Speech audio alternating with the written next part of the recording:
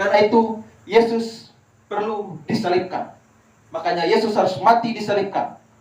Kalau Yesus tidak mati disalibkan, tidak ada keselamatan, tidak ada penebusan. Dan juga penebusan Yesus Kristus itu namanya juga menebus. Jadi kalau Kristus mau menebus umat manusia atau manusia berdosa, dia harus mati di atas kayu salib dan menggantikan kita. Jadi menebus itu artinya menggantikan. Jadi kalau kita mengatakan saya percaya kepada Yesus Kristus sebagai penebus dan juru selamat saya, maka artinya bahwa kita percaya bahwa Yesus sudah mati menggantikan kita di atas kayu salib.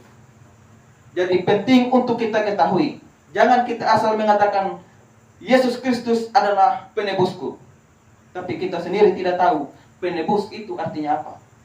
Penebus itu artinya dia menggantikan saya. Saya yang seharusnya dihukum, saya yang seharusnya memikul salib, tapi dia menggantikan saya. Itu artinya menebus atau menggantikan.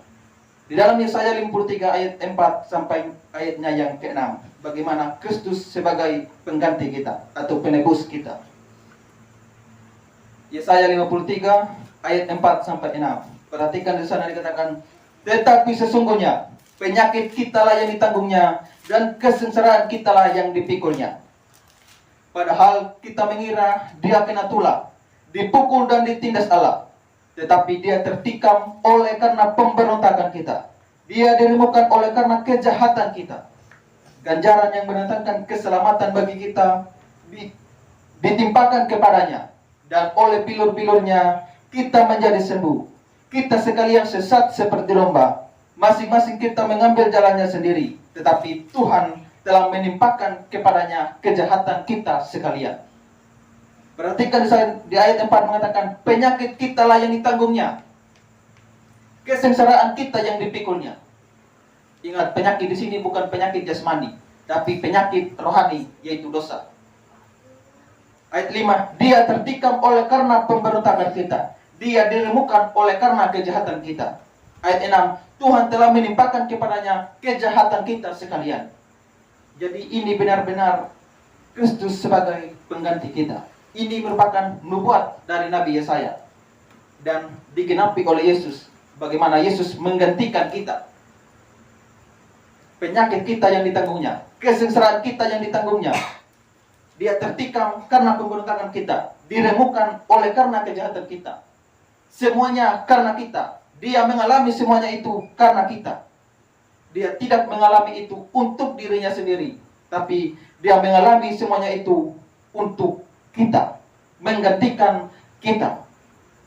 Kita yang seharusnya mengalami semuanya itu, tapi Kristus datang untuk menggantikan kita. Itulah artinya dia sebagai penebus kita atau pengganti kita. Kita yang berhutang, tapi dia yang membayarnya, sehingga kita tidak perlu lagi membayarnya.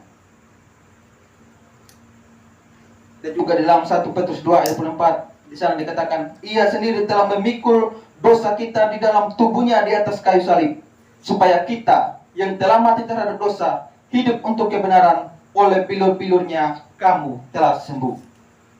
Lagi-lagi di sini adalah pasti penyakit rohani, yaitu dosa. Makanya kalau bilur-bilur, dengan bilur-bilurnya kamu telah sembuh, itu juga menunjukkan pada keselamatan atau kesembuhan secara rohani. Jadi kalau kita berdoa untuk orang sakit, kita jangan mengatakan dengan bilur-bilurnya kamu telah sembuh. Ini berlaku untuk penyakit rohani, bukan penyakit jasmani. Jadi Yesus mati di atas kayu salib sebagai penebus kita untuk menggantikan kita. Jadi mengapa Yesus harus mati disalibkan?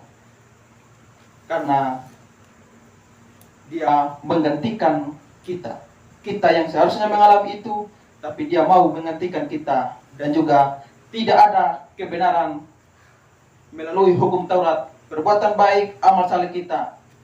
Tapi Yesus sudah mati dan kematiannya tidak sia-sia. Dan hanya melalui iman kepada dia, kita diselamatkan.